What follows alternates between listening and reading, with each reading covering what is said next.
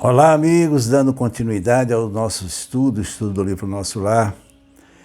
E hoje nós vamos estudar o capítulo 23, que tem como título Saber Ouvir. Veja que ele tem para nos ensinar muitas realidades acerca da vida, porque muitos pensam que esta obra Nosso Lar é um romance de ficção, que retrata ou fala da vida após a morte, mas isso não é verdade. Este livro tem muito a nos ensinar. Em cada capítulo, vários aspectos da vida são tratados de maneira muito coerente, a nos alertar para as coisas da própria vida, do cotidiano, não só no que se refere ao mundo espiritual, mas principalmente no nosso dia a dia. E este capítulo vai falar de uma coisa muito importante, que é saber ouvir, não é escutar apenas, é entender o que o outro está dizendo, é buscar soluções para aquilo que nós muitas vezes ouvimos dos nossos filhos, dos nossos companheiros, enfim. Saber ouvir é uma arte que ainda o homem não desenvolveu em todo o seu potencial. Outro aspecto importante que ele vai retratar neste capítulo é o egoísmo, o pensar apenas em si, a falta de fraternidade. Outro aspecto também fundamental é a comunicabilidade com os espíritos, porque muitos pensam que simplesmente indo para uma casa espírita, pedindo a um médium para que ele psicografe uma mensagem de um parente seu, isso acontece automaticamente. Também isso não é verdade. Precisa a gente ver que cada caso tem a sua particularidade. E hoje nós vamos tratar de tudo isso de uma maneira bem objetiva. Com certeza vão ficar dúvidas, é normal, mas vamos tratar de mergulhar o máximo que pudermos nesses meandros do conhecimento humano. Então, no capítulo anterior, nós vimos que André Luiz ele concluiu uma conversa que ele teve com Dona Laura, muito importante, quando falava do fator do bônus horas, né? Os benefícios que os espíritos têm ao realizarem trabalho das mais diferentes naturezas lá no mundo espiritual. E quando ele se vê sozinho, diante daquele momento, com o afastamento de Dona Laura, que foi atender os filhos, Lísias chegou depois de um encontro que teve com os amigos e se dirige a André Luiz, dizendo: olá, André, ainda não se recolheu? Então, André realmente ainda permanecia ali naquele mesmo local. E ele diz: venha ao jardim, pois ainda não viu uma noite de luar. O espetáculo, segundo André, era belíssimo, naquilo que ele estava vendo pela primeira vez. Preso a um ambiente hospitalar, entre grandes árvores, ainda não conhecia o quadro maravilhoso daquela noite clara. Nunca pensei tamanha paz, que linda noite. Disse-me Lísias: há compromisso entre todos os habitantes equilibrados da colônia, no sentido de não emitirem vibrações mentais negativas. O que é que ele quer dizer? Que todos lá são praticamente obrigados a pensarem de forma positiva. A vida é proativa, a gente tem que estar sempre pensando no bem, nas coisas boas, porque se a gente assim não fizer, a gente gera um campo de insatisfação e de tristeza mútua. Assim sendo, disse ele, o esforço da maioria se transforma numa prece permanente. Daí nascerem as vibrações de paz que estamos sentindo.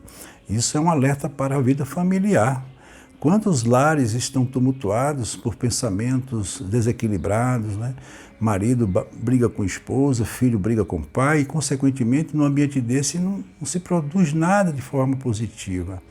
E ele continua dizendo: após me encantar na contemplação do quadro prodigioso, como se estivesse bebendo a luz calma da noite, voltamos ao interior da casa, onde Lísia se aproximou de pequeno aparelho que se encontrava na sala, semelhante a um dos nossos radiofônicos. Outro fator interessante é que naquela época, lá nos meados de 1930, 1940, ele já falava de equipamentos que hoje nós utilizamos e que existia já no nosso lar. E ele ficou bastante curioso. e perguntou a si mesmo o que iríamos ouvir. Mensagens da Terra, vindo de encontro às minhas interrogações íntimas, o amigo esclareceu. Não ouviremos vozes do planeta. Nossas transmissões baseiam-se em forças vibratórias mais sutis do que a da esfera da crosta. Não há recursos, indaguei, para fazermos contato com a Terra? Pelo que nós estamos entendendo, André Luiz quer fazer contato com seus familiares que aqui ficaram. E veja o que ele vai aprender acerca disso. Sem dúvida, disse Lísias, que temos elementos para ouvir nossos entes queridos em todos os ministérios. Vocês se lembram daqueles ministérios, né? Entretanto, no ambiente doméstico, o problema de nossa atualidade é o essencial. Ou seja, a gente tem que trabalhar o que é o agora. Não adianta a gente ficar mexendo mais com o passado, porque o passado já passou. Não é para esquecer, mas não é para se envolver.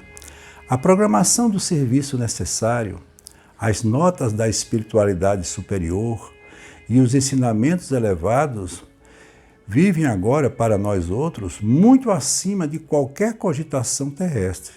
Mais uma vez a gente está entendendo o quanto é importante para aqueles espíritos temporariamente se desvencilharem dos problemas daqui. A observação era justa, mas habituado ao apego doméstico, eu perguntei, será tanto assim? E os parentes que ficaram à distância? Nossos pais, nossos filhos, nossos amigos? E Lísias diz, já esperava André Luiz essa pergunta. Nos ciclos terrestres somos levados muitas vezes a viciar situações. A hipertrofia do sentimento é mal comum em quase todos nós. O que é que ele quer dizer acerca dessa hipertrofia do sentimento? É que nós guardamos muitas coisas, remoemos, até mesmo ódio, raiva, até o amor que a gente muitas vezes não sabe como conduzir dentro do nosso pensamento, pode nos fazer mal. Somos por lá, velhos prisioneiros de condição exclusivista, queremos só para nós. Em família, isolamos-nos frequentemente no cadinho do sangue e esquecemos o resto das obrigações para com os outros, ou seja, só nos ligamos aos nossos, consanguinamente falando. Vivemos distraídos dos verdadeiros princípios de fraternidade. Foi o que eu disse que a gente ia aprender acerca desse capítulo. Amar o amor incondicional que Jesus tanto pregou e pediu que nós trabalhássemos ele. Ensinamos a todo mundo, mas em geral, chegado o momento do testemunho, somos solidários apenas com os nossos. Aqui, porém, meu amigo, a medalha da vida apresenta outra face. É preciso curar nossas velhas enfermidades e sanar injustiças. No início da colônia, todas as moradias, ao que sabemos, ligavam-se com os núcleos de evolução terrestre. Ninguém da regeneração e do Ministério da Elevação não entendia que viviam em constante guerra nervosa. Boatos assustadores perturbavam as atividades em geral. Mas, precisamente há 2 séculos, um dos generosos ministros da União induziu o governador a melhorar a situação. Ou seja, eles tinham contato direto com o que acontecia aqui na Terra. Lógico que o contato era de lá para cá. Nós não temos como acessar o plano espiritual, mas eles tinham como acessar o que estava acontecendo aqui no plano carnal, ou seja, no nosso planeta Terra. O ex-governador era talvez demasiadamente tolerante. A bondade desviada provoca indisciplinas e quedas. E de quando em quando as notícias dos afeiçoados terrestres punham muitas famílias em pavorosa. Eles estavam recebendo constantemente informações daqui. Os desastres coletivos no mundo, quando interessavam a algumas entidades em nosso lar, eram aqui verdadeiras calamidades públicas. Quando eles tinham conhecimento de uma tragédia, de algo muito ruim que acontecia com os seus queridos, seus parentes, eles ficavam totalmente perturbados. Eles não sabiam como lidar com isso, até porque eles não tinham como interceder por estarem em outro plano. Segundo nossos arquivos, A cidade era mais um departamento do umbral do que propriamente uma zona de refazimento e instrução. Amparado pela união divina, o governador proibiu o intercâmbio generalizado. Houve luta, mas o ministro generoso, que incrementou a medida, valeu-se do ensinamento de Jesus, que manda os mortos enterrarem seus mortos, e a inovação se tornou vitoriosa em pouco tempo. Ou seja, que cada um viva o seu próprio drama, porque todos temos que passar pelas dificuldades da vida, e a gente não pode assumir a situação ou a condição do outro. Por mais que um pai ame um filho, ele não pode sentir a sua dor. Entretanto, considerei, seria interessante colher notícias dos nossos amados em trânsito na terra. Não daria isso mais tranquilidade à nossa alma? Veja o quanto André Luiz insistia nesse propósito. Lísias, que permanecia junto ao receptor, sem ligá-lo, como interessado em me fornecer explicações mais amplas, acrescentou. Veja que advertência Lísias faz a André Luiz. Observe a si mesmo, a fim de ver se valeria a pena. Está preparado, por exemplo, para manter a precisa serenidade, esperando com fé e agindo com os preceitos divinos, sabendo que um filho de seu coração está caluniando ou está caluniado?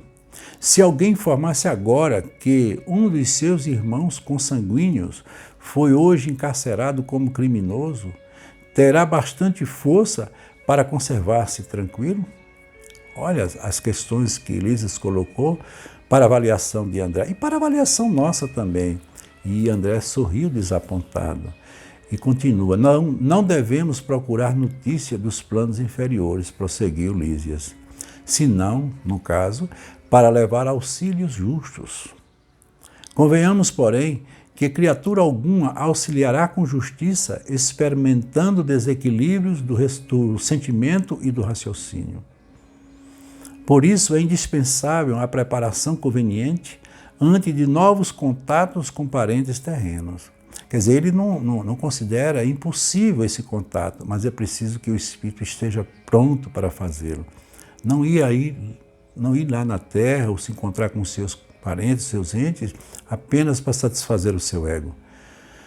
Se eles oferecessem campo adequado ao amor espiritual, o intercâmbio seria desejável, mas a esmagadora porcentagem de encarnados não alcançou ainda nem mesmo o domínio próprio e vive às tontas, nos altos e baixos das flutuações de ordem material. Somos nós. Precisamos, muito embora as dificuldades sentimentais, evitar a queda nos ciclos vibratórios inferiores.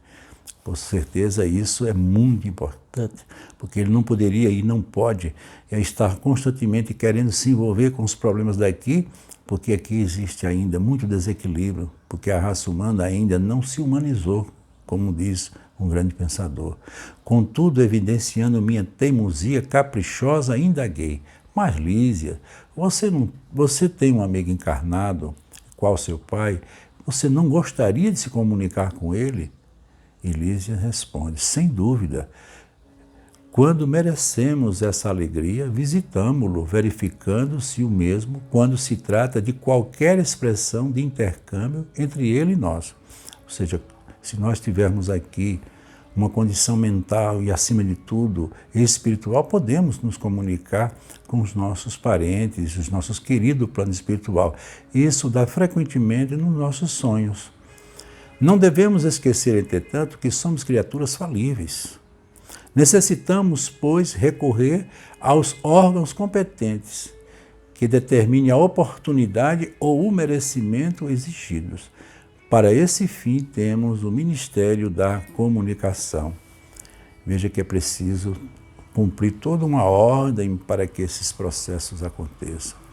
E ele finaliza deixando essa grande mensagem e, ao mesmo tempo, uma advertência para todos nós, dizendo: é importante notar que da esfera superior é possível descer à inferior com mais facilidade. Existem, contudo, certas leis que mandam compreender devidamente os que se encontram em zonas mais baixas. É tão importante saber falar como saber ouvir. Nosso lar vivia em perturbações porque, não sabendo ouvir, não podia auxiliar com êxito e a colônia transformava-se frequentemente em um grande ambiente de grandes conflitos. Veja que lição maravilhosa nos foi passado neste capítulo tão importante e serve como advertência para todos nós. Por isso que eu sempre digo, tenham cuidado com essas psicografias. Lembrem-se que Chico Xavier, ele fazia aquele trabalho de psicografia, mas ele sempre alertava, o telefone toca de lá para cá. Muitos iam ali dias após dia, meses após mês, até anos, e não recebiam comunicação dos seus entes, porque a espiritualidade entendia que não era o melhor momento, e com certeza tudo isso precisa ser entendido como uma lição que todos nós muitas vezes esquecemos de aprender. Aqui fica o nosso abraço e façamos uma reflexão profunda do que seja tudo isso, principalmente nesse momento que nós estamos precisando de tanta compreensão e principalmente também saber ouvir. Um abraço e até.